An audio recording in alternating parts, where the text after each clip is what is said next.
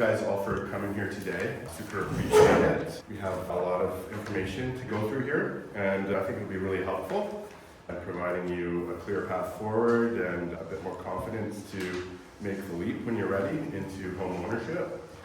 So just some housekeeping. We have the bathrooms are just down past my open house sign there at the bottom of the stairs to the right down the hallway. You need to use that. If you're going to be going on tour later on after this, we're scheduled to leave the parking lot here around 12:30. We should have this all wrapped up and all the questions hopefully answered by then. And then we should be back here by 2:30. And for everybody who's going on the tour, I'm bribing you with some free pizza cards. So to a local pizza, they're actually called local pizza and it's delicious. So that's my present to you and to the community. All right, so I'm just gonna get right down to it, guys. First, I'm gonna acknowledge that the land where I live, work, and play is located on the traditional unceded territory of the Wagan-speaking people, specifically the Songhees and Esquimalt nations and the Wasanich peoples. These nations have stewarded these lands for thousands of years and remain committed to listening, learning, and contributing to reconciliation. All right, buying your first home can feel like a big thing. My goal today is to make it structured, manageable, and clear. I promise this is going to be practical, not fluffy, not like a big 47-step plan, secret plan to get you where you need to be. Quick show of hands, who here is currently renting? Everybody almost? All right. I'm going to introduce our team here. Hopefully within the next year you won't be paying the landlord's mortgage anymore, you're going to be paying your own. It all comes down to when you're ready, and that's what we're going to talk about today, the steps on how to get there. So I'm Andy McGhee. I'm a personal real estate corporation with REMAX Sabre Realty Victoria, based out of Fisherman's Wharf and the beautiful Shoal Point building. So if you're ever down there and you see me working away in the window, please come up and say hi and have a coffee and a chat. And today we're also lucky to have David Steinberg with us. He is the owner-operator of Olympic Mortgage, and we've done a lot of deals together, and he just gets the job done every time. He's gonna be able to answer all your financing questions. And of course, my beautiful wife and partner, Jessica Kaiser, who's a chartered professional accountant. Basically, she's the one that keeps everything together, from the house of cards from not falling apart. The back there. Very fortunate to have her on my team for all this time. All right, who is this for? If you see yourself anywhere on this slide, you're in the right room. So if you're renting and you're unsure where to start, saving for a down payment, you're already pre-approved but nervous to pull the trigger, curious about government programs, or just want clarity before committing to a purchase, then, like I said, you're in the right place. So on a scale of 1 to 5 right now, how confident do you feel about buying right now? Just a show of hands and fingers. Got some 2s, lots of 2s. Is that a 10 over there? We got a 1? Okay. All right, my goal is to ensure by the end of today that you guys have all the tools and information to feel confident on your path going forward into home ownership. So, moving right along, what you'll leave with. You're going to leave with clarity. No pressure at all here. Clarity reduces fear. So think about that. Most people don't act or are afraid to because of fear. So we're going to make sure that by educating here today, you're not going to have that. So step-by-step buying roadmap is one of the things that we're going to go through. We're going to go through a real life scenario with real numbers based on Victoria's condos, understanding the different incentives that are available to you as a first-time home buyer, and just having confidence in the next steps and how to go about this. There is definitely a right way and a wrong way to go about most things in life, and my goal as a realtor is to educate you and ensure that you're going in the right direction and it's nice and smooth. Moving right along to my role as a realtor. What I do for you, strategy and planning, clarity for your goals, timelines, budget, and must-haves, market guidance. I explain pricing, comparables, and negotiation strategy.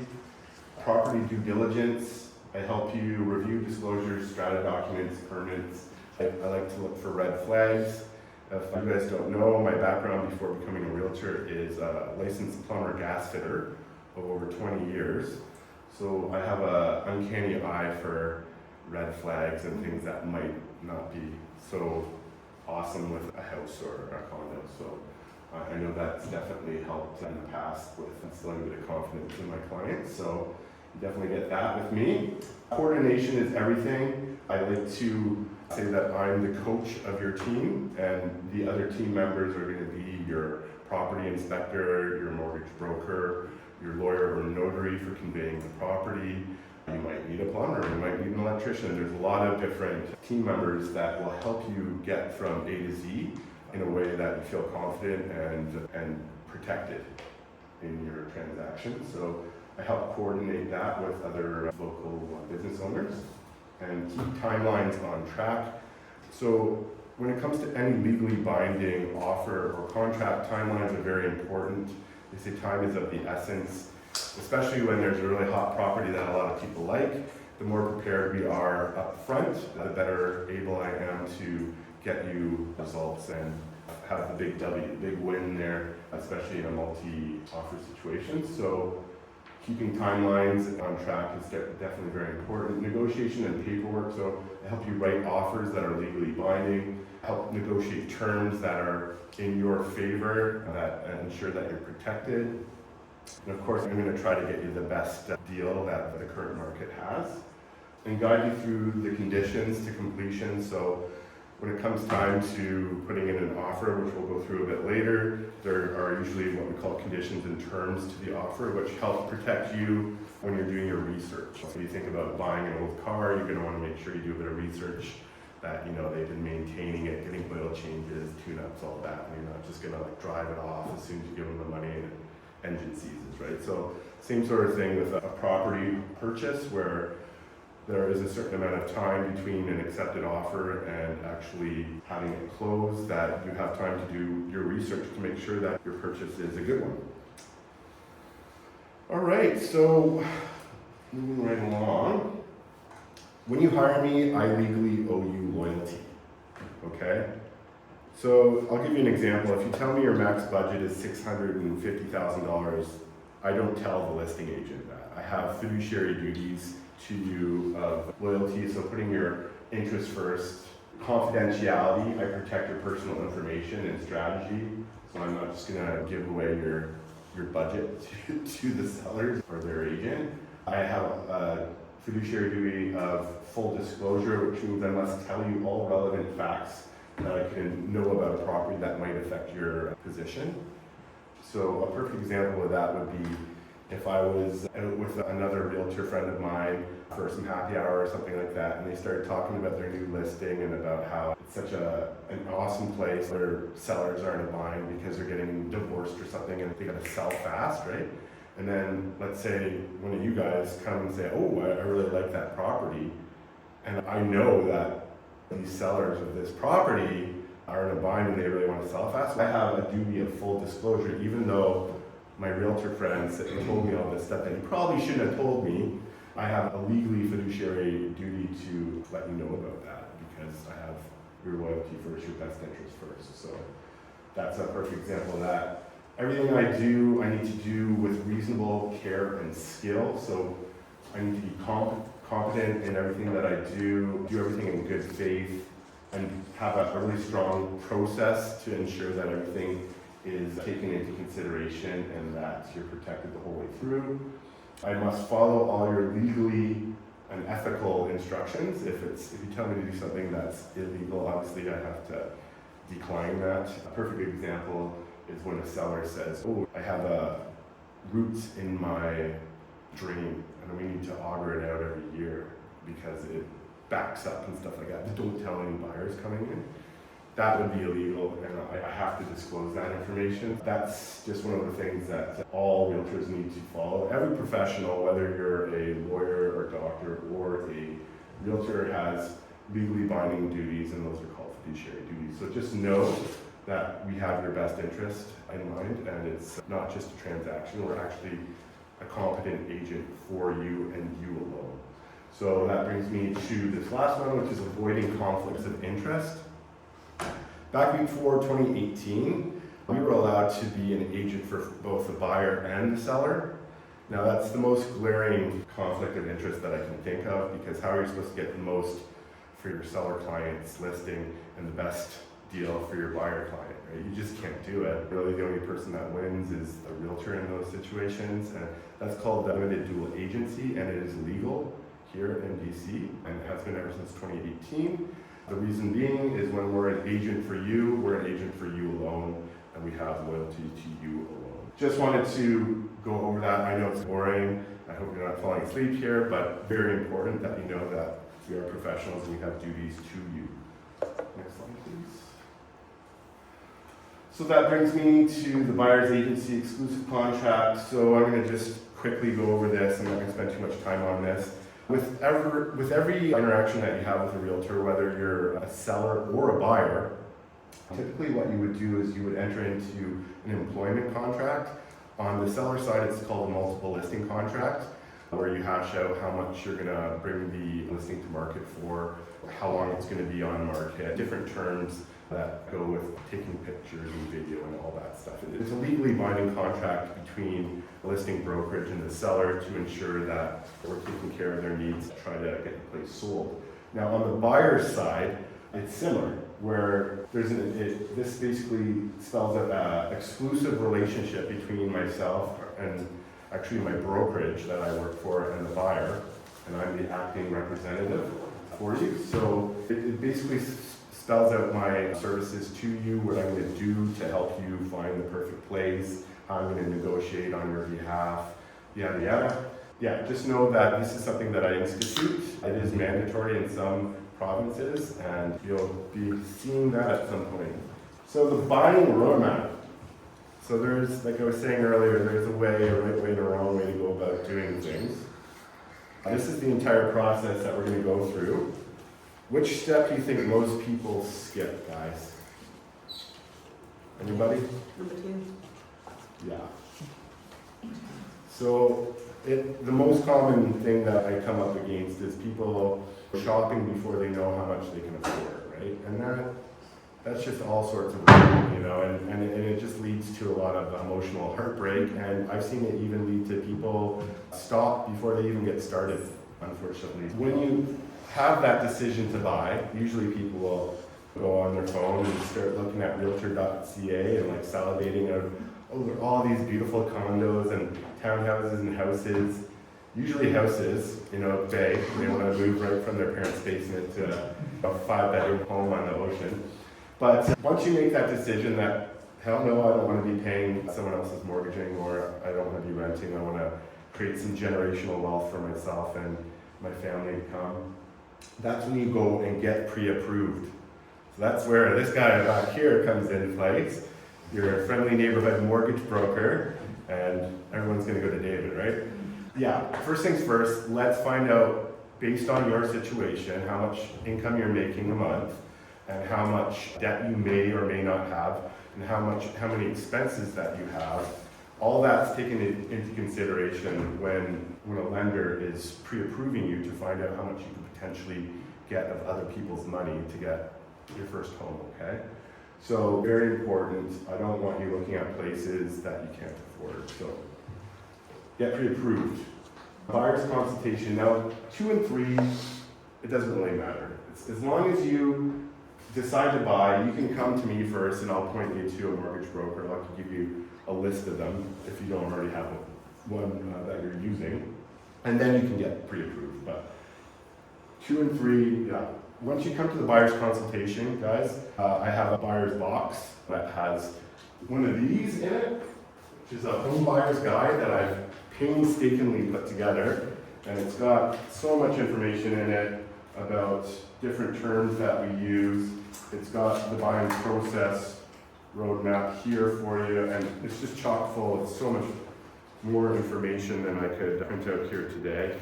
So when you're ready, after this, let me know and we'll sit down for a coffee and I can go through it one-on-one with you. Everybody's situation is slightly different, so I'm going to tailor it to what it is you're looking for and your current financial situation and start a plan. And this isn't something that'll happen overnight, okay? A lot of the times these days, when you're planning on purchasing your very first place, this is something that could be years down the road.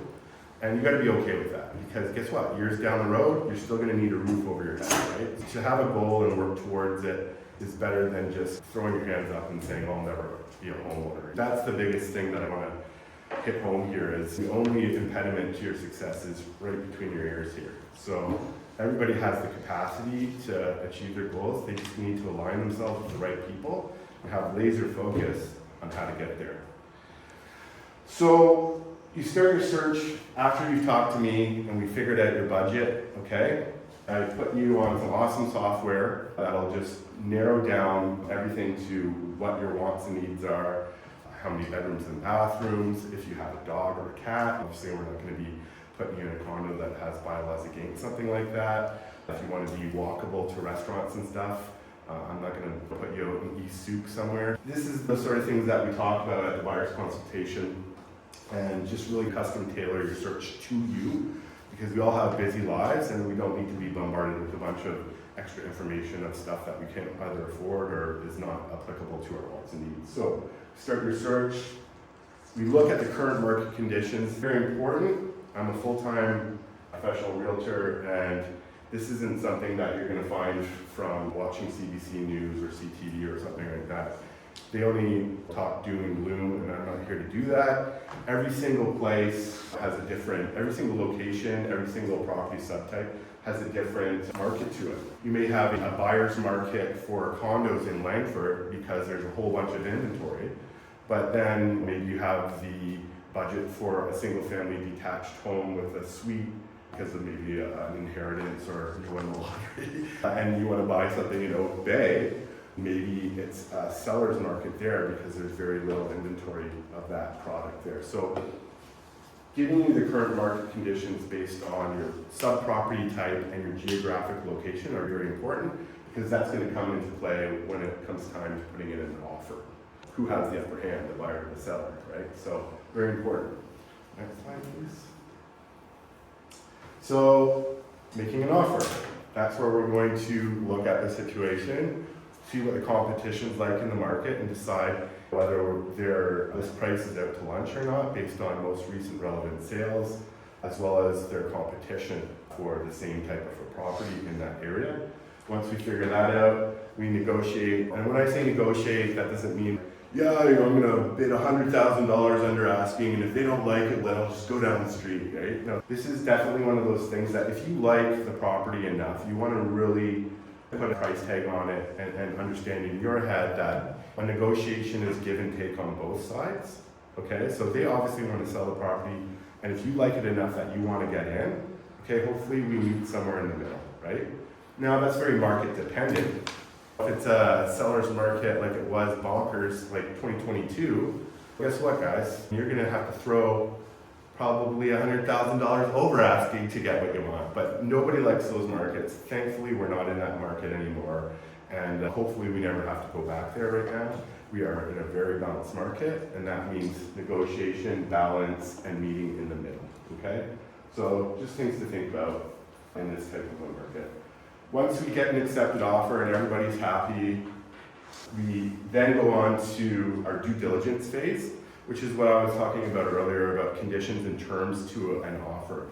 It's like saying, hey, I really like this place. We've come to terms on how much the purchase price is going to be, when we're potentially going to move in. However, we're making it subject to ensuring that we can get financing from David.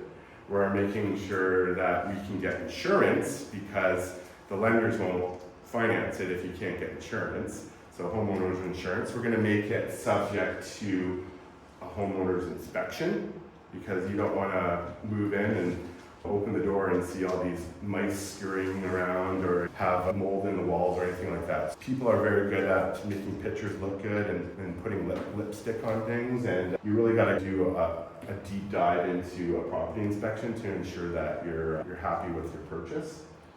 And like I said, I can definitely look at the plumbing and even the gas lines, the heating, and give you information on that based on 20 years of being in the trade. Once you've decided that, hey, this is a perfect place, I'm happy with it, it may need a new roof, let's say, but I got the extra cash for that, then you remove all those subjects, saying, okay, guess what, guys?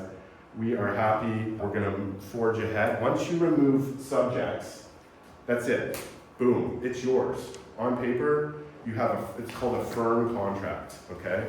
And when you firm up that contract, you are now beholden to the seller to go ahead and complete that contract. If you get buyer's remorse at this point in time, Lucas, that deposit that you put down at the start is now it's now forfeited. It's now in the hands of the seller that you've reneged on your contract. And not only that, they can sue you too. It's very important that before removing subjects, that we have enough information available to make a decision based on whether or not you want to purchase it, right? Because if you decide, you know what, there's just way too much going on in this building, there's too much deferred maintenance, it's going to cost me 70 grand in the next 3 years potentially to redo the roof and the balconies, and maybe they need a new boiler system, whatever, right? So if that's the case, at this point in time, before we remove subjects, we can actually collapse the deal because we're not satisfied with something in the property inspection, let's say. And guess what? We just keep on going down the road and we find something even better, right? There is a bit of a process to this, and it's important that you don't get too emotional about it until I'm handing you the keys. That's when you can start jumping up and down and we get the champagne and everything's cool. But until that point, this is just a business transaction, right? So if the first couple places don't work out, don't get all like mopey and, oh, maybe I'll never be a homeowner, right? And just go back to where you started. You never know when the perfect place is gonna come up around the corner. I've had this happen with a lot of buyers in the past where, you know, they lost out in a multiple offer situation or whatever.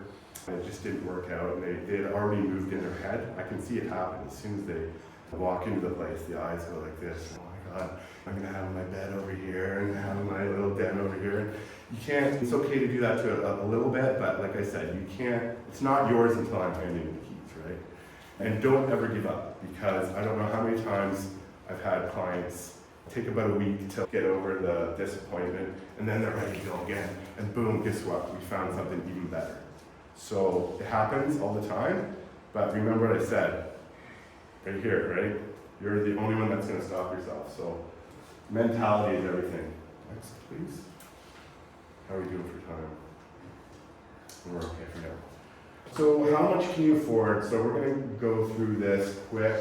I do have the handouts there with some scenarios based on $550,000 condo.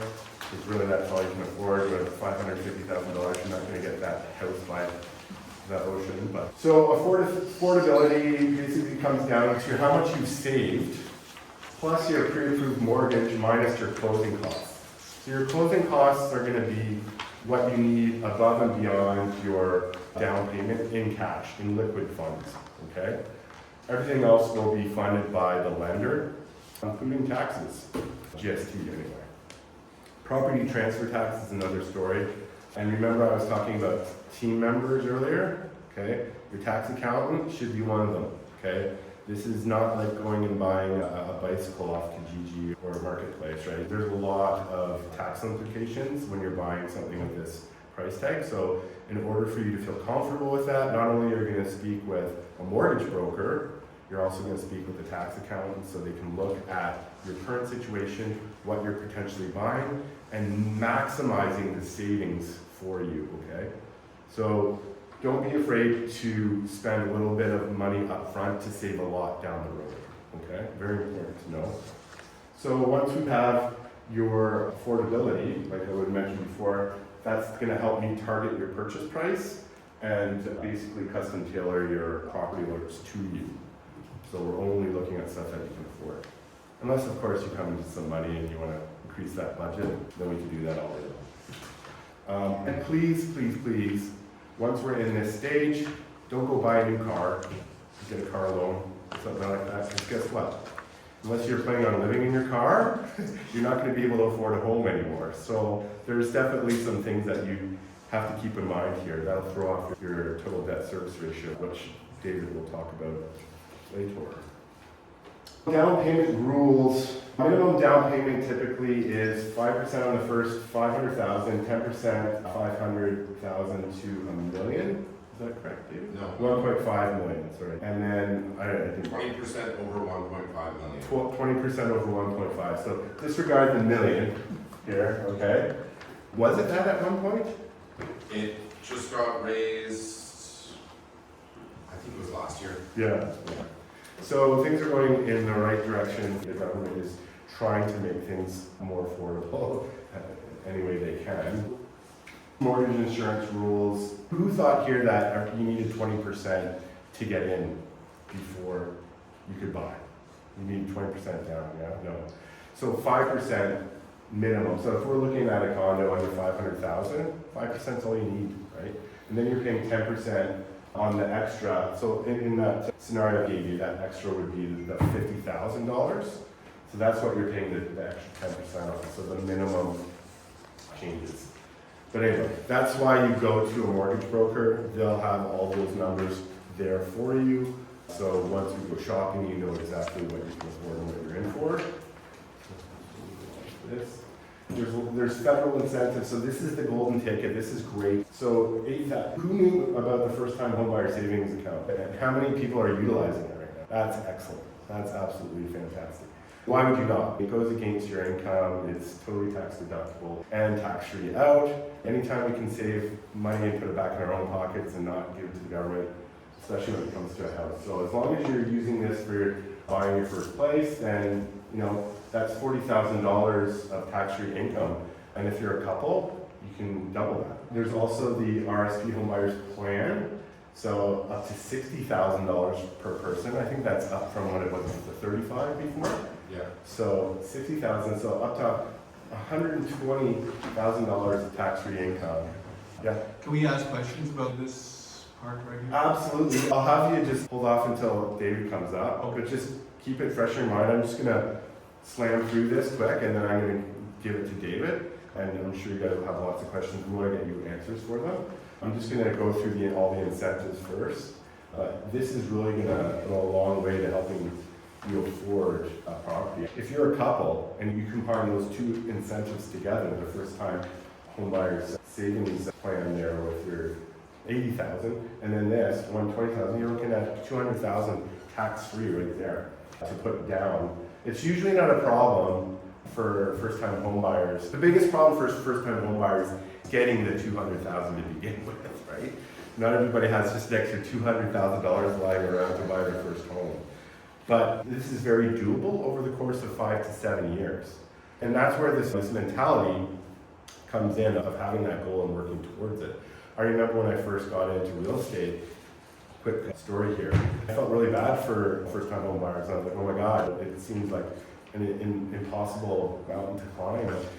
I remember at the time, my managing broker, who was younger than me, he was in his late 20s, said, no, it's not that way at all. What do you mean? It took me 7 years to get enough for my down payment. Wow, what did you do? And he said, nothing really. It was just an extra $200 out of my paycheck, every paycheck that I just threw into these accounts, right? And it's time value and money, and the longer you're in there, the more it's going to grow. And so basically, 7 years later, he's got enough for a down payment. Now, did he put so much money out that he didn't have time or the ability to live his life? No, $200. He said after a while he didn't even notice it. He adjusted his way of living to account for that $200 less, and then 7 years later, boom, he's now a homeowner, right? So it just comes down to having that plan and working towards it, right? And with incentives like this that help with bringing down your taxes and stuff like that, it's a no-brainer. So just have that patience and work towards those goals. And you never know when you're going to come into a bit of money down the road. Let's keep going here. GST rebate. So first-time homeowners and new builds. This is something that the Carney government introduced, and it isn't finalized yet, just so you know.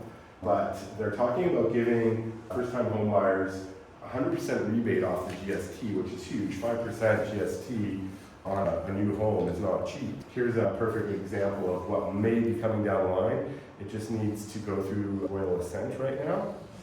And once that happens, the applications will be open and first-time home buyers will be able to buy in new developments GST free, which is great.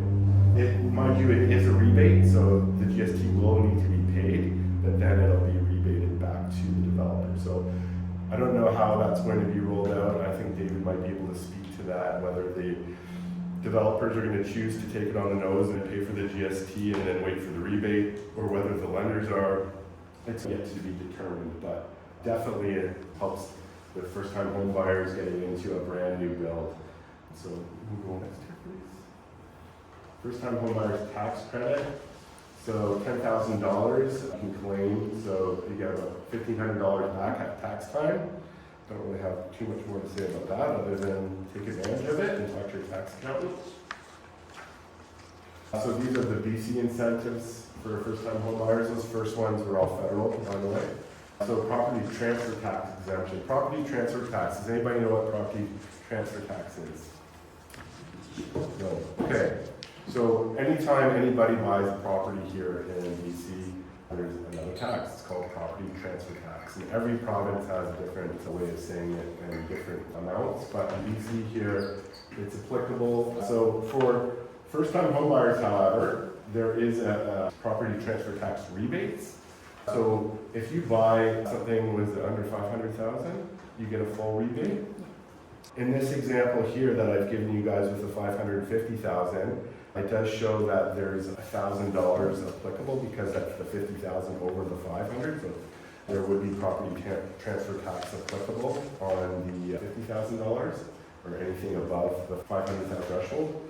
But the caveat is if you buy a brand new property, a new development, you're exempt from the property transfer tax up to $1.1 million, I believe. So, yeah, what you'll see here. So, yet another thing. So you're not going to be paying, hopefully you're not going to be paying your GST, and you're not going to be paying property transfer tax. So these savings are huge. They can account for up to $60,000, $70,000 in savings of taxes that other buyers would have to pay. So this is just the government's way of trying to help you guys get into the market and also help developers to build more supply. Because really what creates those really insane sellers markets like we were in 2022 is the lack of supply, okay? And we don't want that again. We want a nice steady build all the way through. We want those developers to keep pumping out those places. Even though now we have a lot of inventory and it's a nice balanced market, guess what? As soon as all that demand comes back and buyers start buying and they start gobbling up all those places that are for sale right now, the prices are going to skyrocket again, right? And we don't want that. So I'm getting off track here. Sorry. Next slide, please. Closing costs, things you want to put into consideration here. You're going to have your deposit. Does anybody know the difference between a deposit and a down payment? Okay, I'll quickly explain that. Your deposit is basically the money that you have, which is liquid money. It's in your savings account or in your checking account. And it's what you give when you're putting in an offer to show that you're serious about buying the place. And so that could be anywhere between 5 to 10% of the purchase price to show that you mean business and that you're serious about your offer. And now that deposit, once you've got an accepted offer, gets rolled into your down payment, okay? So if you had a down payment of $50,000, right, and your deposit was $20,000, let's say, then on closing, you don't have to bring that extra 30. So it rolls into it. So just so you know that, the deposit does need to be liquid and you need to have access to be able to use it when putting in an offer. What will happen with the deposit, once you put in an offer, it goes into a trust account in our brokerage, and it's only released upon closing with the lawyers when we convey the property. So you're also going to have other costs, are going to be inspection costs. You're going to have possibly appraisal fees if the lender wants to have a third-party appraiser done to ensure that the property is worth whatever the sellers think it is. It's very important because not all lenders agree with what the market price is, right? So it's something that you might have to be out of pocket for. Legal fees, obviously when you're making a purchase of this size, there's a lot of paperwork, tons of paperwork, which I'll help you through, and a lot of it comes into play with the lawyers on closing day. So when you're about 10 days out from your closing and possession date, you're going to go to your lawyer's office, and you're going to sign over the title and ensure that all the money's in place and everything goes smooth, and then your lawyer and the lawyer for the seller on the closing day, that's when the money and the title change hands and you become a homeowner and I give you the keys. Legal fees are on there. They can range anywhere between $1,200 to $1,500 or more, depending. Insurance, of course, talk about insurance. You need insurance even in a strata building, guys and girls. Even though the strata building is insured, it's only insurance for the common area. So your unit or your suite also needs insurance for all of the contents that are in there. But I also highly recommend that you get earthquake insurance. Very important, because when the big one happens, if we survive it, then we want to make sure we have a place to live when it's all said and done. And the deductibles on the common property for the whole building can be astronomical. So if there's a $200,000 deductible to rebuild a $6 million building or something like that, and they have to take that $200,000 and spread it amongst all the homeowners, right? That bill can be quite large depending on how many suites there are in that building. So you want to make sure that you have insurance to cover that deductible, unless you have a big savings account. But things that you want to talk about, that's another team member that would be a part of your team, would be your insurance broker, alongside your lawyer, alongside your mortgage broker. I have access to all these rock stars and can send recommendations your way, and yeah, they'll have your back. Property transfer tax we went over.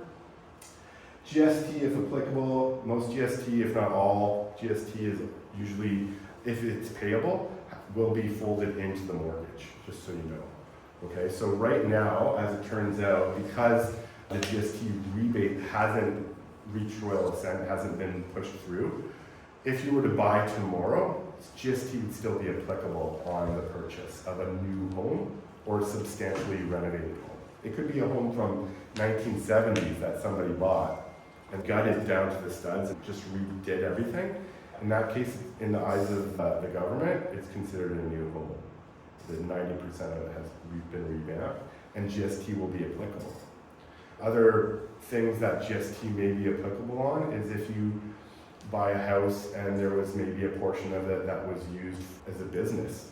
There's things like that you have to take into consideration too. The government might look at it as not a residential purchase, but a purchase of a business, and GST may be applicable.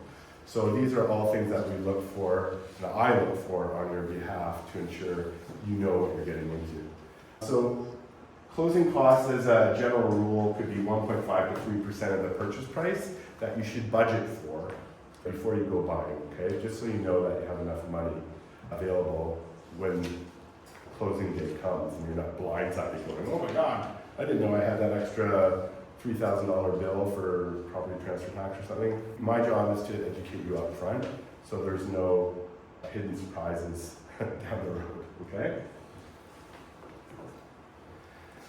So, example purchase, new condo at $550,000. We're going to be running a bit short on time here, so I'm not going to really go through this because you guys already have it in your handout. If you have any questions in regards to this, at the end here, you can let us know, okay? So we'll just go through these. GST. So, GST housing rebate. So this is, yeah, so there are rebates, but this one's kind of outdated. Anything over $450,000, the new housing rebate is not available to you. So if you were to buy a condo under this threshold, you would have some tax rebates available to you. However, I think between $350 and $450, you only get partial. Anyway, tax counting. Property transfer tax. So this is the way they calculate it. 1% on the first $200,000, and then 2% on the portion over $200,000 up to $2 million. So that's how that tax is calculated. There's a lot of online calculators for property transfer tax. I'm sure David has a mortgage calculator that he could forward you guys that has the ability to do purchase calculations based on different scenarios and whatnot. That will be covered in there. It'll automatically calculate that for you. Yeah. First time home buyer property transfer tax exemption. They said anything up to 500,000 is fully covered. That will give you a maximum of exemption of 8,000. Anything over that, there's a sliding scale, and there's a table that is in your handouts there. It's a big, long HTML. I'll send it to you guys digitally after, along with the recording, so you'll just be able to click on it, and you might not even need it. This sort of stuff's going to be covered by your lender and your tax account. But if you do want to calculate all of your closing costs and do your own scenario, you'll be able to do that using the different purchase calculators available to you. But this is the way it looks right now. Very important to note, remember guys, if purchasing a new build, instead of having to pay $1,000 now because you're going over the 500,000 threshold, when you're purchasing a new build, you don't pay property transfer tax on anything up to 1.1 million, I believe. So, and then there's a partial exemption on a sliding scale between 1.1 and 1.5 million. So that's just an incentive to help the builders bring in some more business. And that goes for anybody. You don't have to be a first-time home buyer for that. Next slide, please. CMHC mortgage insurance premium. I'm not going to touch on this. It's in there for you. That's the purview of the mortgage broker. But I thought I'd throw it in there for you guys to take with you. So just an important point to note, the CMHC premium for uninsured mortgages is always added to the mortgage. So you don't have to be in a pocket for that. David will talk more about CMHC and insured versus uninsured mortgages, okay? Land title registration fees. So there's going to be some fees in the conveyancing of the property, ensuring that your name is now going to be on title and the old owner's not going to be there anymore. So that's what they're talking about here. Legal and notary fees. Like I was saying, your lawyer is going to be doing a lot for you to help ensure that everything closes on time and that everybody gets the money that they're supposed to get, and then you get the title that you're supposed to get. And title insurance is also something that they're going to be putting on there to ensure if there's any encroachments or any problems with the title that you're insured for it. Next, please. Other common closing adjustments. So you want to think about property taxes. Now that you're a homeowner, you have to pay property taxes for roads and hospitals and everything else out there that make up our property tax. They get paid once a year. So if the seller's already paid for the property tax, there'll be adjustments that we're going to have to pay them back for a portion of the time that you're going to be living there and they're not there anymore. So just so you know, the lawyers take care of all this on the balance sheet at the end on closing day, so they do all the math for you. Strata fees. When you're buying into a condo, you're going to have strata fees to help pay for the maintenance and upkeep of the building. There might be a minor adjustment there depending on when you're moving in. There might be some move-in fees for certain buildings. They'll charge you an extra $100 to put down mats and make sure that they have the walls of the elevator protected. So just minor things like that. Utilities, internet, home insurance. Of course, you want to make sure that you have that in place before you move in. The lenders won't be very happy with that. Moving costs, yes, you do have to get your stuff there. So take it into consideration. All these things add up, the little things, right? So as long as you know ahead of time what you could be in for, then everything will go nice and smooth. So a buffer of anywhere between $1,000 to $3,000 just for your other all-in costs, okay? So you got your down payments, property transfer tax. This just all brings it together. Next slide. So this just adds up everything, and that's why I put those blank sheets in there. So when you see something you like, maybe on Realtor.ca, and you want to find an all-in cost, now you have the tools to calculate that based on the examples that I've given you, okay? And like I did mention earlier, there's easier ways to do it than just the long form on paper, but if you like doing it that way, you can do it that way. But we have a lot of apps available to us these days that can do it effortlessly for you. All right, types of ownership: freehold, strata, leasehold, and co-op. I'm just going to touch quickly on that. Freehold, you have to think of as that's your property, you own it, you're responsible for everything, all the maintenance, all the repairs. Freehold strata is you own your unit inside of a building that's shared ownership, so you own it alongside all of your neighbors who also have a stake in that building, and you're going to own a portion of the common space, which is the elevators, the hallways, the gyms if there is one, and all that. And your strata fees go towards ensuring that this whole building is taken care of. So that's what they call freehold strata, stratified ownership. Leasehold, I'm not going to touch on that too much. Leaseholds are basically just a whole building that might be owned by one individual, and they're leasing out independent units to people. A lease may have a head lease of usually around 99 years to begin with, but it's a depreciating asset as those years shrink down. Obviously, it becomes less and less of a shiny object for most people. I have a leasehold property that I have listed right now, and it's only got 47 years left on it. So the buying pool kind of shrinks. So if you got less than 47 years to live and you want to live in James Bay, then you might want to come and buy my place. But leasehold properties are typically half the price of a freehold strata because of that, right? So there's definitely a buyer pool there. It's for somebody who wants to ensure that their rent isn't going to go up. With a leasehold property, you don't have to worry about that. You have maintenance fees and that's it. So anyway, there's a lot more to that, but unless you're looking at purchasing one of those, which I highly don't recommend for a first-time home buyer, then we'll just leave that. Co-ops are great. There aren't very many co-ops out there. They were more common in previous decades, like the 70s and 80s. I think that they're going to be coming back, but basically with a co-op ownership, you own shares in a corporation, and the corporation owns the whole building. It's either the building or trailer park. There's some trailer parks out there that are co-ops, so the whole park is owned by a corporation, and the shareholders of that corporation are each individual owner. Okay, it's just a different structure. There's more stability with a co-op property. It's not like a leasehold. There's no end date. As long as everybody upkeeps their investment, then it can go on forever. And they're generally cheaper than freehold stratas, but more expensive than leaseholds. So anyway, these two options here, you're going to have to bring cash. You're going to have a lot more of your own money involved because lenders don't like to lend on those sort of properties. Livability and smart buying, location. So this is important.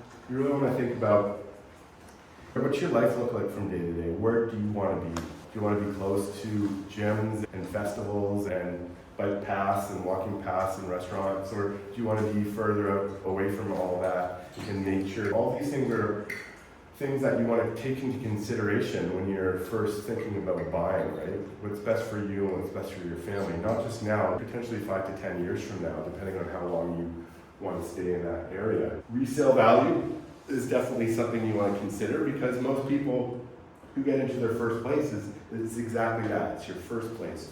The hardest part is getting into the market. Once you're in the market, you have the ability to pay down your mortgage. That's putting equity into your pocket, your assets appreciating in value, and hopefully you have some money and you're not house poor and you have bitten off more than you chew, and you have a bit of savings. As your life evolves, maybe you have kids, maybe you change jobs, maybe you need a bigger place, you'll be able to springboard off that equity and that savings and either sell your place or rent it out and get a different place. So keeping in mind location, I'm sure you guys have all heard that before, very, very important.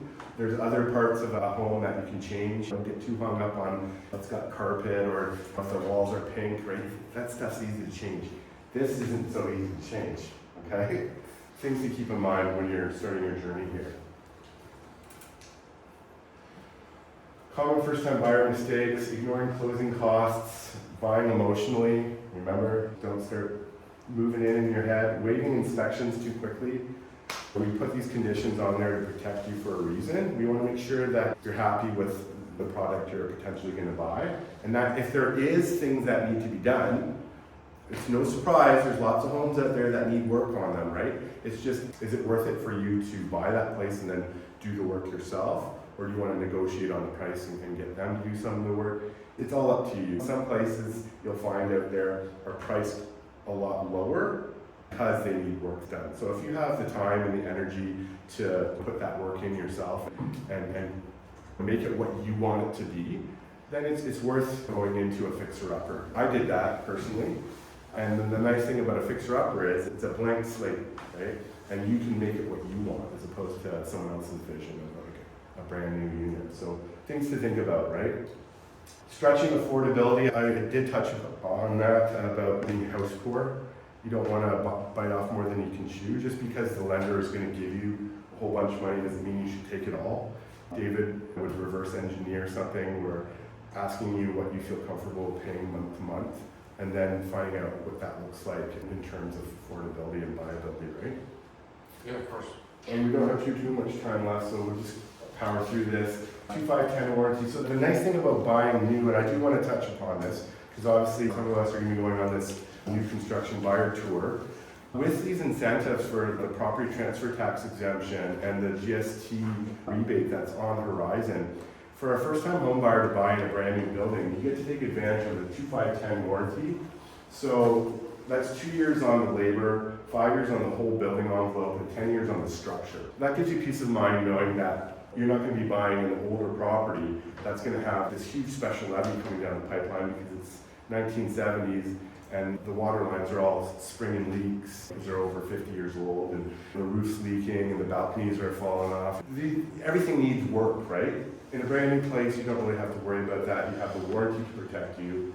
The strata fees are going to be lower in the short term. Of course, the GST rebate, it's going to hold its value longer as well. People like new shiny objects and stuff like that. Like I was saying earlier, you got to think about saleability when you want to make that lateral movement up to maybe a townhouse or a house, right? With a newer place, it just gives a potential buyer that might come to buy your place that peace of mind knowing that, oh man, this place was brand new 5 years ago, right?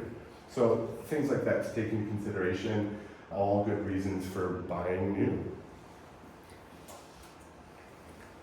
And that's it. Sorry I went a bit long. I'm going to give it up to David here, and we'll answer your questions as soon as we can.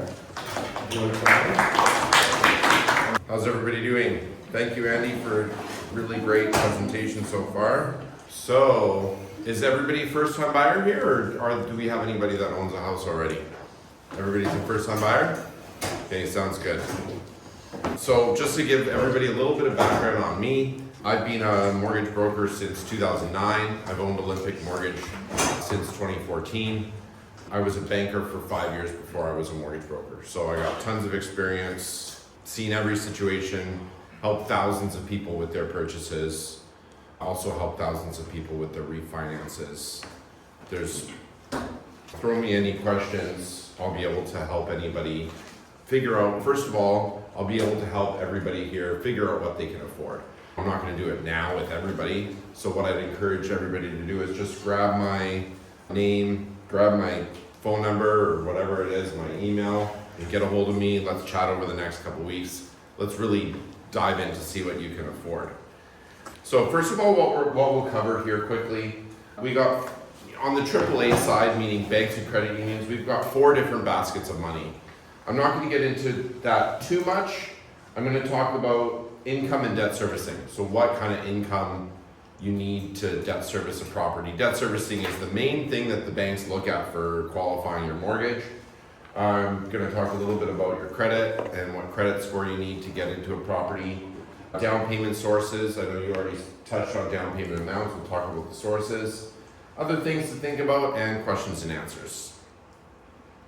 So this is maybe getting a little bit too technical. I'm starting to think about that now, but most of us most first-time home buyers are going to be at the less than 20% down mark. It's pretty hard to save up over $100,000 kind of thing.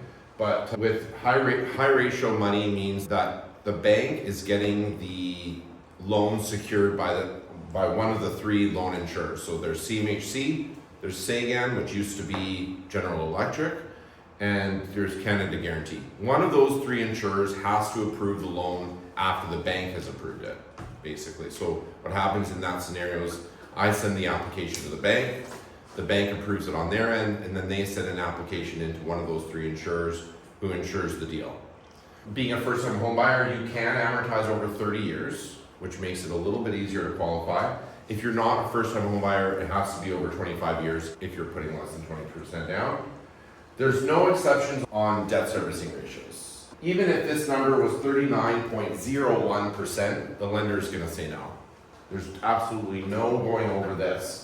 Whereas if you have more than 20% down, there's lots of ways that we can go over that. With CMHC money, there's generally no exceptions on credit, or like very slight exceptions on credit. Usually you have to have a credit score above 680. They could do it as low as 620, but there has to be a good reason as to why your credit might be a bit lower. Okay, what happened? What's the explanation? Let's talk about it, kind of thing. So here, it's a client paid insurance premium, but it's added to the loan amount. So that big number that Andy said, that 15,000 or 16,000, that gets added to the loan amount. You don't have to put that in.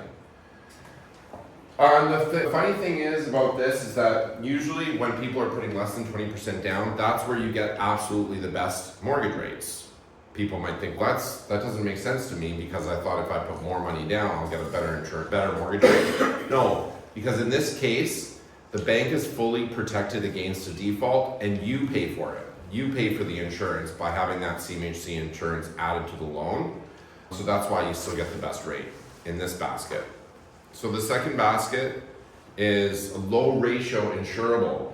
That means that you're putting 20% or more down, but the lender is actually paying for the insurance premium. So these rates could be a little bit better than uninsured rates where there's no insurance, but not as good as the high ratio insurance. We're not really going to focus on this too much. The third basket is your uninsured basket. So this means that there's no CMHC insurance involved. 30-year amortizations are allowed. You have to have 20% down. And then in this realm, there's more exceptions allowed. The lender can make an exception on income. The lender can make an exception on credit. But generally, most of the loan or most of the details of the loan still have to fall within our B20 guideline rules, which was passed down to us in 2016. And we're also allowed with uninsured money to do rentals, so investment properties and refinances if you already own a home. I'm not even really talk about this. Okay, so income qualifying. So first of all, income qualifying can be pretty tricky for somebody to figure it out, especially if you've got multiple jobs, if you've got some self-employment income or gig income. If you're self-employed, I mentioned that, or if you're casual. Let's say you're full-time, you're working full-time, but you're casual. In that case, the lender will probably default to your last 2 years T4s. So if you've been working a bunch for the whole year, but your last year's T4 is still fairly low because a lot of time has gone by, then the lenders are still going to default to your last year's T4. So I asked the lender if they'll accept a rolling 2-year average. So if we're already in November 2025, I might say, can you accept this client's income from November 2023 to November 2025 and use that 2-year rolling average. Other questions to ask is, do you have any breaks in employment? Were you off for any amount of time? I've got a lot of clients who they said, okay, we went back to our home country for 2 months. I have to explain that to the lender. Okay, why is the year to date on the pay stub lower than what the letter of employment says this person is working full time? Well, because they went back to their home country for 2 months because there was a death in the family. So lots of different scenarios here. With income qualifying, we can't go above that 39-44 ratio, especially if it's high. If it's a high ratio deal, if you're putting less than 20% down, there's no exceptions. We can't go over the debt servicing ratios. We can get into looking at a few examples if we have time after this. Credit. So usually the credit scores have to be above 680, and we have to include other debt. We have to include other debts into the scenarios, which I'll show you how that works in the calculator. Uninsured deals, I don't think that really applies here because I think most people are probably putting less than 20% down, but your credit can be a bit lower. And even if it's a high ratio deal and your credit is lower than 620, if there's a good reason as to why your credit is lower, then we can sometimes go over that hurdle. It's basically like the lender and the insurer will ask, what was the reason for the lower credit score? Does this deal still make sense? Was the reason a confined reason? Okay, this guy went through divorce, or this person was self-employed and they changed job. They went back from being self-employed to employed kind of thing. Lots of different situations can happen. Any questions so far? No? Okay. So down payment. Let's think about down payment a little bit more. So not everybody has their down payment saved up. Some people are going to get their down payment as a gift. First of all, gifts have to be from immediate family, and they just changed the rule a little while ago to include familia. Familia is grandparents or cousins or this or that, people that you're actually still related to, but they're like familia, not friends. Because you always have to pay back a friend. If you're gonna borrow $30,000 from somebody, your friend is gonna make you pay them back. So we can't put on a gift letter that this is from a friend. Is your down payment from crypto or cash, like actual cash under the mattress? Then we can't use it. It has to go into a bank account and be in a bank account for 90 days. I put in here actually 90-day history versus 30-day history because I have one bank, Scotiabank, that will accept a 30-day history of down payment as long as you have 20% or more down. If you have less than 20% down, it's always 90 days. But that being said, you have a question? No. Oh, okay. If we can trace where the money is coming from, okay, I have a business and I had a big payment into my business, this is where it's coming from, this is the invoice. Or I'm a realtor, I had a sale, I closed $30,000 sale, this is where that money came from. As long as we can prove where the money came from, then it doesn't necessarily have to be in your bank account for 90 days. A lot of people get gifts from their family from out of country. So it depends. If we have a down payment that's coming from India, for example, most bank statements in India are still in English. So we can maybe use those. The full deal has to be really strong and there has to be very good documentation. The banks don't accept screenshots of bank accounts. The banks don't accept redacted bank statements. If you have transactions on your bank statement that you don't want the bank to see or that you don't want anybody to see, tough luck. It doesn't matter. I don't look at bank statements and I don't look for transactions on bank statements that I don't care what my clients are buying and using for their money. One of my clients actually had a bunch of play now transactions on his bank statements. So like $20-$30 for gambling basically. And one of my junior brokers told me, oh, the bank's not gonna like this. And I'm like, why? What's the difference? What's the difference if somebody wants to spend their money on gambling versus something else? We have time to tell her, let's leave the judgment out of it. We don't judge our clients, we just make it happen for them. Stuff like that, I could care less. Like, you do what you want with your money. As long as you qualify, I don't care, the bank doesn't care either. But basically, like most of the banks really have to be strict about down payment because they have to follow anti-money laundering laws. So no, they don't think you're specifically money laundering, but they have to put everybody through that test, basically. So just get the money in the bank account. If it is in crypto, just get it into the bank account. If you bought crypto on an exchange and you can prove when you originally bought the crypto, then it's fine. But if you didn't buy the crypto on an exchange, then you really need to just cash it out and put it into a bank account. Things to think about. So, can I get family help? So a lot of people might not have the minimum down payment they need. That's when they ask the Bank of Ma Pa. Okay, Bank of Ma Pa, what can you guys help me with? Now a lot of people don't realize this, but I do a lot of people don't know, but I actually do a lot of transactions where parents or more elderly parents own their own free and clear, but they don't have $120,000 just lying around. So a lot of those people, I would help them arrange a line of credit against their free and clear home, and then they take that money from the line of credit and give to their children as a down payment. So that might even get a lot of people up to 20%, for example. So there's a lot of different ways that family can help, and I help my clients figure that out. I can talk to all members of the family and see what they want to do. Because a lot of parents don't really know this. A lot of parents want their kids or outgrown kids to get into a house. They just don't know how to do it. And that's what I do. I've been helping people forever do that. Family can also help being co-signers. Guarantors is a thing of the past. So if you have parents that want to co-sign, but they say to you, oh, I just want to guarantee it because I don't want to go on the title, tough luck. Okay, there's no more guarantors, that's gone now. So if a parent is co-signing, they're actually going to go on the title. They might only go on they can still just go on the title for 1%, but they have to go on the title. Do you have any other debt? That's something to think about. Okay, do you have car loans? Do you have lines of credits? Do you have credit cards? Because those get worked into the debt servicing scenario. And I guess Andy touched on this too, is do I have an emergency backup fund? I don't really want my clients to use every penny that they have. I really want to see that the clients have some sort of emergency backup so that if something does go wrong, they'll have some money. And that's basically, I just zoomed through because I think we're a bit stressed for We'll have some questions, I'm sure. You guys now is the time to... Or I can bring up my mortgage calculator and just show you guys a couple like, oh, I have to end this one here. End slideshow. Okay, here's my mortgage calculator. So, what income should we play with? So let's say two professionals that are just starting out, each making about 60 grand.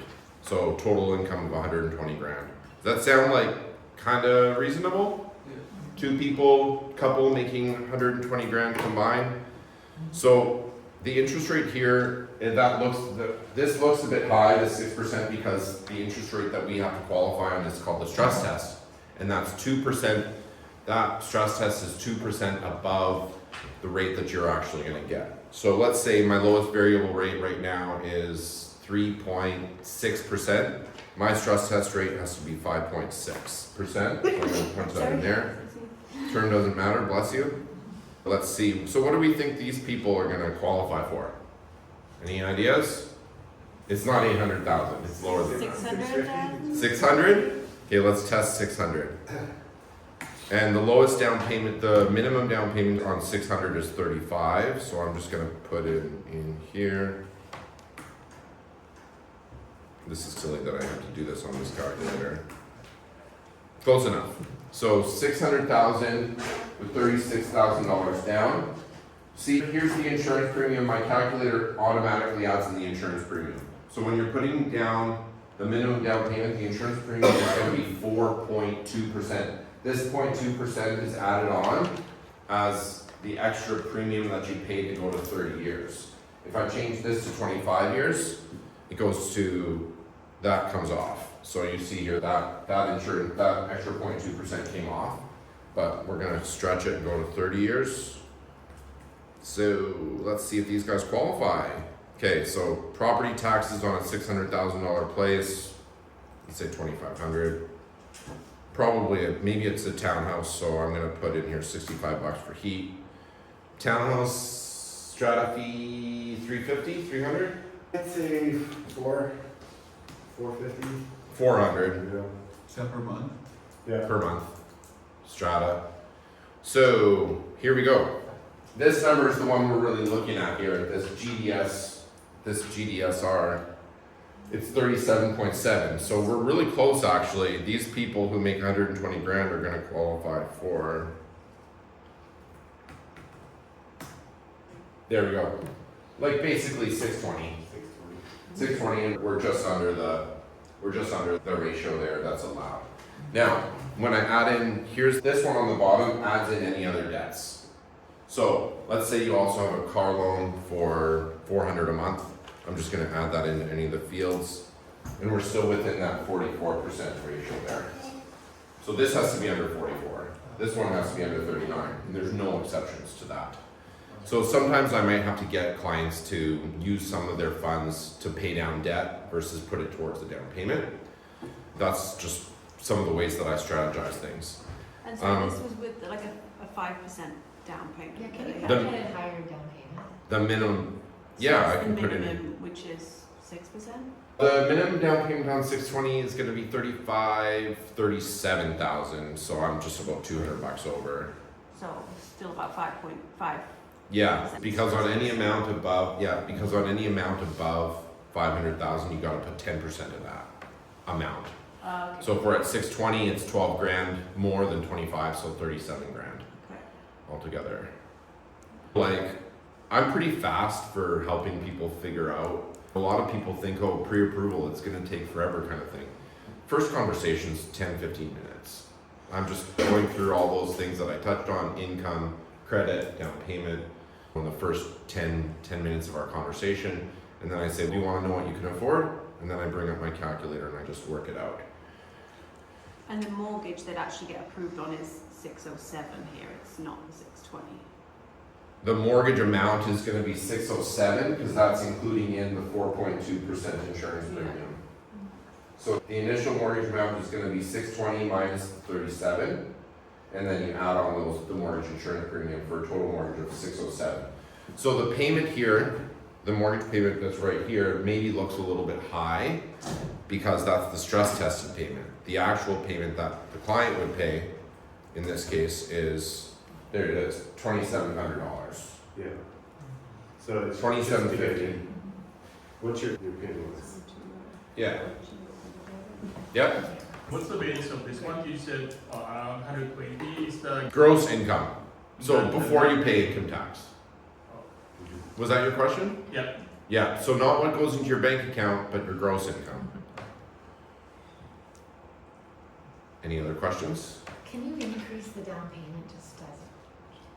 Sure. To see what that looks like? Your 10% down would be 62, and then this comes down, oh, I have to put this back to 5.6.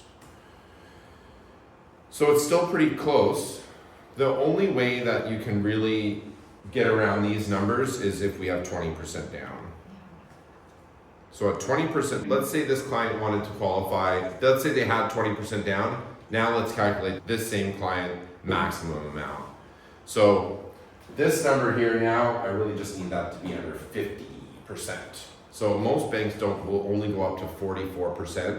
Like my bank, Scotia, TD, if the deal really makes sense to them, they'll say, okay, we're gonna allow these people to maybe go up to 50% debt servicing ratios.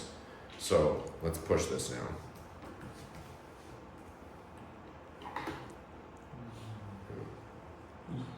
So we're getting there, like, this is probably where this couple would max out. So the couple making 120, if they've got less than 20% down, they're gonna be in and around the 620 range for a purchase price. And if they've got more, 20% or more down, they're gonna be in that range of, if they have a car loan of 400. If they don't have a car loan of 400, they're gonna be in the range of 950 maybe even. Yeah. So with 20%, this couple can get a lot more money. Yeah? Actually, maybe more for Andy. The 400 to 450 is Strata fee. Is that because it was a townhouse, or would that be also on $600,000 condo? Is that usually is that advertised like in the listings? Yeah. Tell what the Strata fees are. That's a good question. So there's a couple of things to take into consideration. The size of the building, the age of the building. With a townhouse, typically your strata fees are going to be a bit lower because the common areas in a townhouse strata are less. You have your roadways and your lawn and maybe a shared roof, right?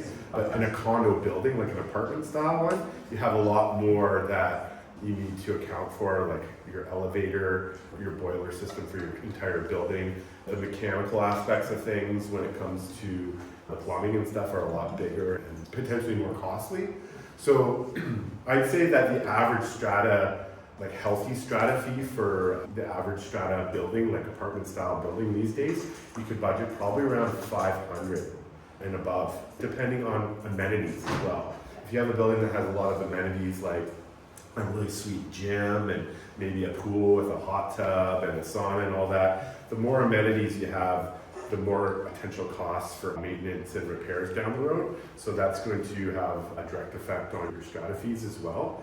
And just generally how well the owners maintain their property. If they maintain the property really well and they adhere to all the maintenance that's necessary and they collect enough strata fees right from the get-go, then you can count on your strata fees being fairly stable and not really spiking or anything like that. And you won't really have to worry about too much about special levies or contingencies for big projects down the road. So when it comes to strata buildings, it's very important that we look at every single building as an individual beast and really dive into the meeting minutes to see how well it's been maintained, if there is any deferred maintenance, and how much money is in the contingency reserve fund, if it's healthy.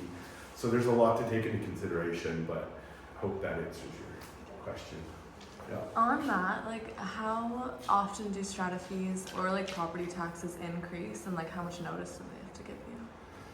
Well, property taxes seem to increase all the time. They don't go down, that's for sure. As far as strata fees go, like I mentioned, it really depends on how well run the strata is and if they're maintaining their duties and fixing things. There's one meeting a year though. Yeah, For I stratas, said that. there's one strata meeting per year. Yeah, there's an That's when AGM. they would, that's They do what the they- budget for the year, so they're gonna look at, was our maintenance repairs going up, was our lawn care, is it? And it usually increases following. Ours didn't this year, but we had a big increase the last couple of Yeah. years, Okay. so nobody wants to pay extra, so. Yeah, I know that. It all depends on the building. There's always going to be inflation, of course, too. Maybe 5 years ago, the contract for the landscaping was a certain amount, but you can bet that over that 5 years, it's probably gone up about 2 to 3%, depending on what the inflation is.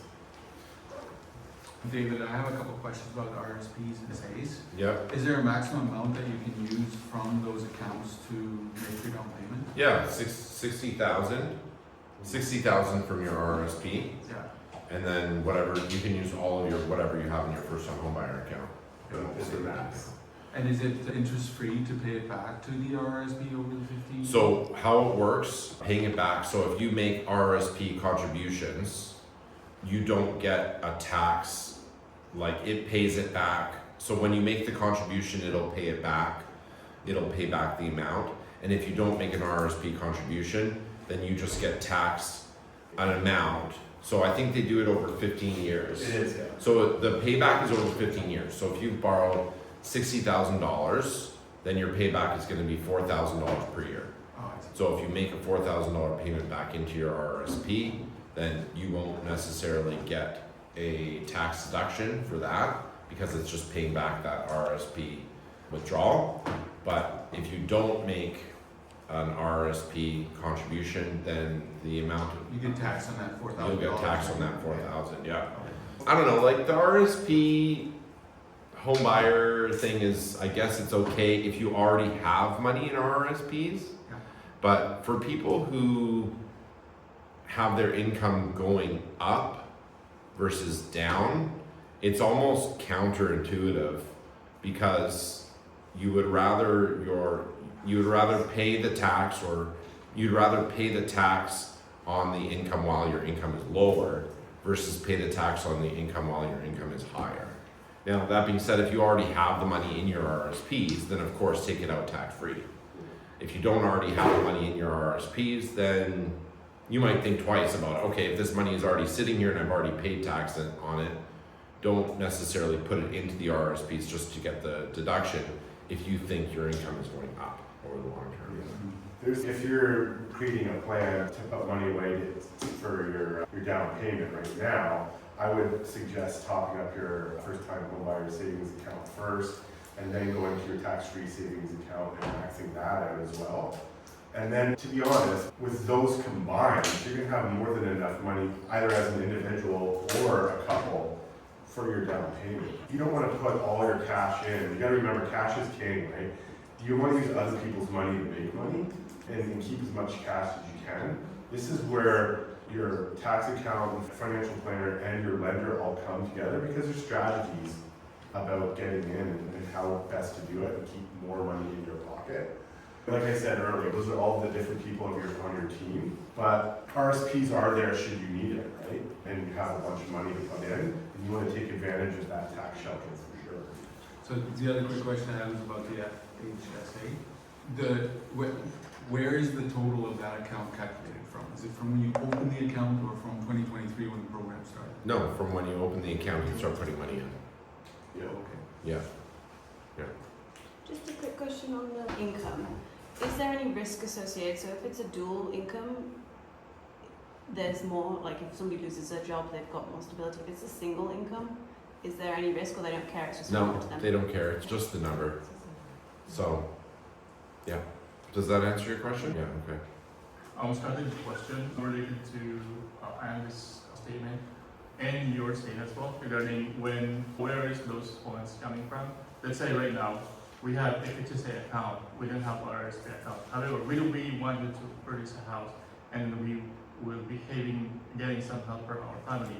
Is it okay that their help, let's say, I don't know what amount is that, let's say 120, 60, 120,000, goes into the RRSP?